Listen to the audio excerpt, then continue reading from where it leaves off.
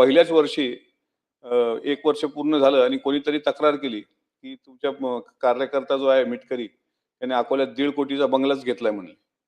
दादानी परत ज्या दिवशी मी एकदा आलो, दादाच्या लक्षात होतं. दादा म्हणाले, "शहाण्या पहिल्याच वर्षी 1.5 कोटीचा बंगला घेतलाय होय रे?" मी म्हटलं, "नाही दादा, असं काही नाही झालं." नाही म्हणलं, "तुझी तक्रार आहे." तक्रारवर मौखिक सांगत नव्हते. तक्रार पक्षातल्याच कोणीतरी माणसाची जिल्ह्यातल्या. ती वाचली. म्हटलं, "दादा, हे तुम्ही त्याचं ऐकलं तर माझी पण बाजू." पण दादा दोन्ही बाजू ऐकून घ्यायचे. दोन्ही बाजू ऐकून घेतल्यानंतर दुसऱ्या दिवशी मी ते रेंट अग्रीमेंट मागवलं आणि त्या दिवशी सांगितलं, की "दादा, हे माझं स्वतःचं घर नाही, हे भाड्याचं घर आहे. पण जेव्हा मी माझं स्वतःचं घर बांधेल तेव्हा तुम्हाला यावं लागेल." हे 4 वर्षापूर्वी सांगितलं होतं आणि आत्ता 13 जूनला 2025 13 जूनला मागच्या वर्षी दादा त्या घरी आले.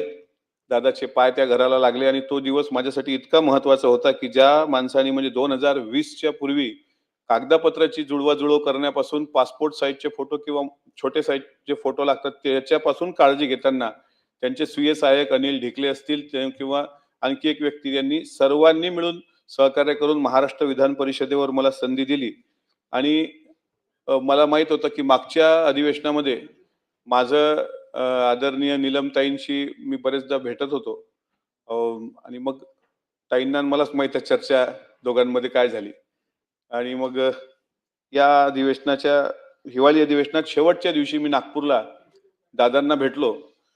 दादा म्हटलं, "पुढे आता आणखी मला जबाबदारी द्या, संघटनेत मला काम करायचं आहे." तर दादा त्या दिवशी म्हणाले, की 23 फेब्रुवारीला आपल्या महाराष्ट्राचं अर्थसंकल्पीय अधिवेशन आहे. त्याच्या पहिल्या दिवशी 2 वाजेपर्यंत आपलं कामकाज आटोपलं का तू 4 वाजता संध्याकाळी देवगिरीला येऊन भेट. तो दिवस म्हणजे आजचा. 23 फेब्रुवारी 2026ला संध्याकाळी 4 वाजताची अपॉइंटमेंट मी अजितदादांची देवगिरीवर घेतलेली आहे. आणि आता 2:15 वाजता अजितदादांचा शोक प्रस्ताव मांडायला मी जर सभागृहात उभा असेल, यापेक्षा वाईट परिस्थिती आणि वाईट काळ हा माझ्यासाठी असू शकत नाही. हे शेवटचं अधिवेशन गाजवणं हे खूप मला वाटत आणि काय प्रत्येक टीव्हीवर तरी एखादी बाईट आली, तर पटकन मी पहिला फॉरवर्ड दादा इम्पॉर्टंट असा WhatsAppचा त्यांचा नंबर सेव्ह होता. त्यावर पाठवत होतो. पण 27-28 जानेवारी कधी मला स्टार प्रचारक म्हणून फिरवलं म्हणजे महाराष्ट्रात विधिमंडळात मला उत्कृष्ट संसदपटू पुरस्कार जो मिळाला, हेही दादाचीच पुण्यही त्या पाठीशी होती. लंडनमध्ये जो राष्ट्रकुल संसदीय अभ्यास दौरा होता, त्यात सुद्धा दादांनी पहिल्यांदा मला लंडनला पाठवलं. जी पोरं कधी आमच्या जिल्ह्याच्या बाहेर गेलेली तशी मुलं लंडनला जाऊ शकली फक्त दादांमुळं. माझ्या मुले आता घरी आले होते. दादा म्हटलं, "मी वारकरी संप्रदायाचा आहे, तर मी जरा शाकाहारी बेताचा माणूस आहे." तर म्हणले, "जे काय असेल चटणी भाकर ते द्या. फक्त शक्यतोवर गरम द्या." आणि जेवण झाल्यानंतर पोरीच्या डोक्यावर हात ठेवून कोण्या शाळेत आहे आणि अन्नदाता सुखी भव असं म्हणून भरभरून आशीर्वाद देऊन गेले. मला प्रत्येक क्षण हा असा इतका म्हणजे 2020ला शपथ घेतली त्यावेळेस जन्म देणारे वडील जिवंत नव्हते शपथविधीच्या वेळेस आणि 2026चं हे जे अधिवेशनाचं आमचे काही 9 सदस्यांचं शेवटचं अधिवेशन आहे, यात अजितदादांचा शोक प्रस्ताव येणं मला असं वाटतं ही वाईट वेळ माझा कोणी आणखी जीवनातला कुठलाही शत्रूतला शत्रू जरी असला त्याच्यावर हे येऊ नये.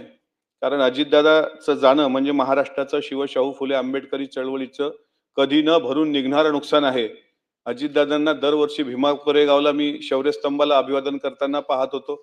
दरवर्षी अजितदादा छत्रपती शिवाजी महाराजांचं हे जयंती असेल किंवा स्वराज्य रक्षक संभाजी महाराजांचं वडू तुळापूरचं जे स्मारक आहे त्या स्मारकाकरता सुद्धा दादांनी भरघोस विकास निधी उपलब्ध करून दिला. आज तुम्ही बघा 28 जानेवारीला घडलेल्या घटनेनंतर आनंद दिघे साहेबांवर जो चित्रपट आला आता धर्मवीर, त्यामधलं जे गाणं आहे माझा आनंद हरवला, हे गाणं कदाचित दादांसाठी आणि आत्ताच्या महाराष्ट्रासाठी बनलं होतं का असं अलीकडे प्रत्येकाचे ज्या लोकांनी कधी दादांना पाहिलं नाही, प्रत्येक गाव हळहळलं, प्रत्येक कार्यकर्ता हळहळला, अख्खं सभागृह महाराष्ट्र हळहळतोय आणि अशा उपमुख्यमंत्र्यांच्या हाताखाली इतके वर्ष 4-5-6 वर्ष जे काही काम करता आलं ते आम्ही आमचं भाग्य समजतो.